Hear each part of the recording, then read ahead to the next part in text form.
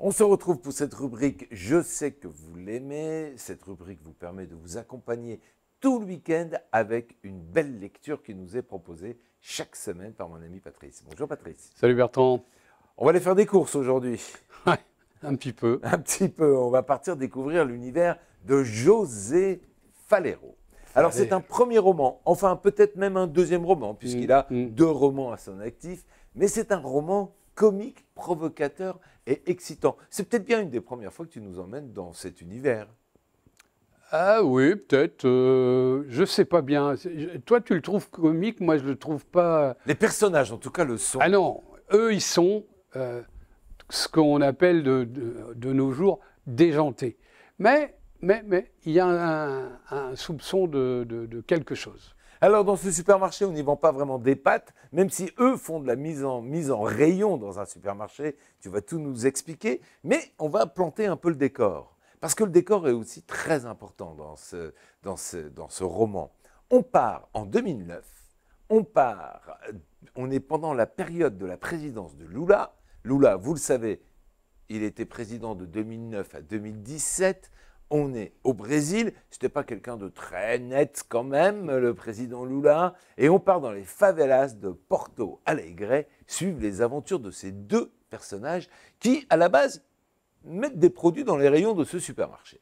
Que va-t-il se passer dans cette histoire? Alors, bon, c'est un roman, c'est pour ça que je trouve les personnages un peu drôles, mais c'est un roman qui nous montre l'intérieur des favelas, les quartiers dans lesquels je pense qu'il y a peu de touristes qui vont se promener. Bah, c'est sûr, l'auteur lui-même connaît très bien ce domaine. Ben il est né dans une favela, il a grandi jusqu'à l'âge de 14 ans, il a commencé par écrire sur un blog des histoires, et puis il en est à son 2e roman. Moi je lui souhaite beaucoup, parce qu'il a une écriture très forte, à la fois humoristique et à la fois réelle, puisqu'il nous montre les côtés des favelas.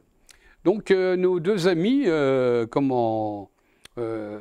travaillent dans Marquez et j'ai plus le nom, c'est bizarre ça, Pedro, voilà.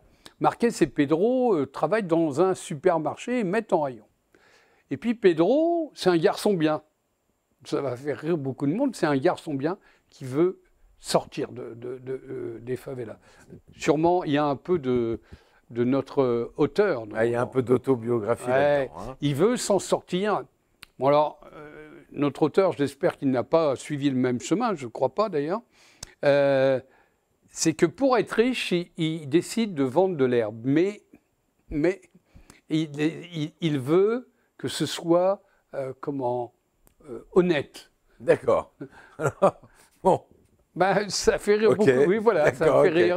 Ça ne peut arriver qu'au Brésil, alors, du coup. Hein. Il va dealer de l'herbe. Mais il va demander au seigneur de la favela dans laquelle il habite, qui lui ne vend que du crack et des produits très forts que je ne connais pas, mais enfin très forts. Et l'herbe, ça ne l'intéresse pas. D'abord, c'est volumineux. Ouais. L'herbe, ça prend de la place, tout ça. Ça ne l'intéresse pas. Et lui, il va lui demander la permission d'aller en vendre. D'en vendre. Et donc, l'autre, à partir du moment où on ne vient pas sur son marché, il est d'accord. Pedro, pardon, c'est un garçon qui a une philosophie de vie assez étonnante. Moi, je trouve qu'il a des réflexions humanistes.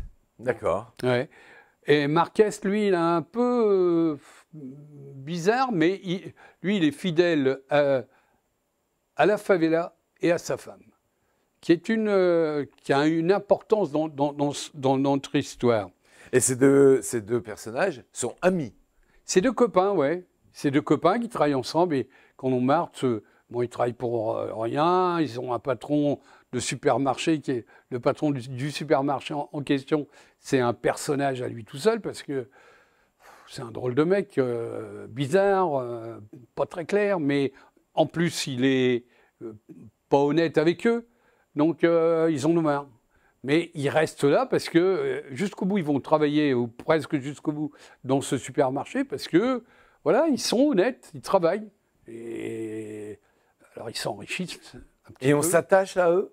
Ah, moi, oui. Moi, je me suis très, très, très fortement attaché à ces deux garçons qui sont assez jeunes, parce que Pedro et Marquez, c'est un peu... comment, Pancho Sancha et Don Quichotte. Ah oui, d'accord. C'est un peu ça. Enfin, d'ailleurs, le livre, il est écrit comme ça parce que au départ, ils se battent contre des montagnes, ils n'arrivent pas, ils vendent un sachet ou deux, et puis leur business se développe, et donc c'est amusant. Alors, il y a un côté comment, très dur, c'est la vie dans ces favelas, la pauvreté, et puis malgré tout, quelques-uns qui réussissent à s'en sortir.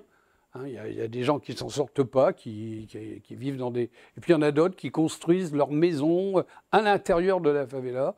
Il y a un garagiste, il y a des tas de gens qu'on va rencontrer. Une ville dans la ville. Ouais. Et alors tu disais que la relation... avec la femme, ah oui, elle est importante. Elle est très importante. Marquez, lui, sa femme, il lui raconte tout. Donc, au début, elle n'y croit pas. Leur projet de business, d'enrichissement. Et au début, elle le freine un peu. Elle n'est pas tout à fait d'accord. Puis après, elle va changer.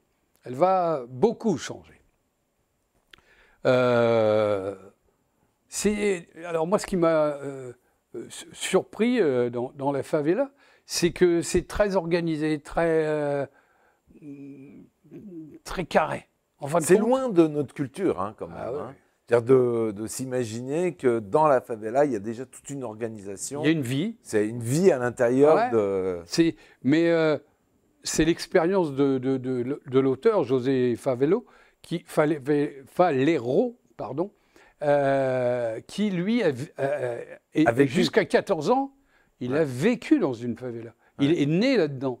Donc, ce qu'il décrit, il décrit avec justesse, je crois. En tous les cas, ça m'a fortement impressionné. Et le tout, quand même, dans un pays, je le disais au début, hein, présidé par un président qui n'était pas très honnête non plus, oui, mais... où il y avait beaucoup de malversations, beaucoup de... Ouais, mais on vit. Alors, c'est vrai ce que tu dis, mais c'est pas dans le roman. Le roman se passe, voilà, dans un carré qui est la favela. On n'en sort pratiquement pas. Le supermarché est là, voilà. Les clients sont là, les deux personnages sont là. Ouais. Et on ne sort pas beaucoup, et on ne parle surtout pas de la vie autour de la politique. Ils sont exploités, mais ils sont exploités par le patron. Le patron du supermarché. Ouais. Hein, et puis, il y a des tas de trucs très... Et ils vont s'en sortir? Ah, je ne le raconterai pas. Ah, d'accord. Parce que ça fait partie du suspense. En tous les cas, c'est un livre... T'as apprécié? S'il fallait que tu résumes, tu dirais, je l'ai apprécié, pourquoi? Ou je vous conseille de le lire, pourquoi? Moi, je vous conseille de le lire parce qu'il est malgré tout assez drôle. Même si ça se passe dans un milieu pauvre et... je disais que c'est un peu comique en le lançant. Alors, c'est peut-être pas comique, mais c'est drôle. Voilà, c'est drôle. Ouais. Mais il est drôle parce que ces garçons-là, ils font preuve de résilience malgré tout, et ils devraient s'en sortir. Merci beaucoup, Patrice. De rien. Ça va être encore un beau moment passé. Je suis sûr que vous allez adorer cette contre-histoire et vous allez découvrir que ces personnages, Pedro et, tu m'as dit... Pedro et Marquez. Marquez vont tenter d'acheter leur liberté et leur dignité, et ce, à travers la délinquance. Et pourtant, ils ont l'air tellement humains et tellement inoffensifs. Bonne lecture à tous. Merci, Patrice. Merci, Bertrand.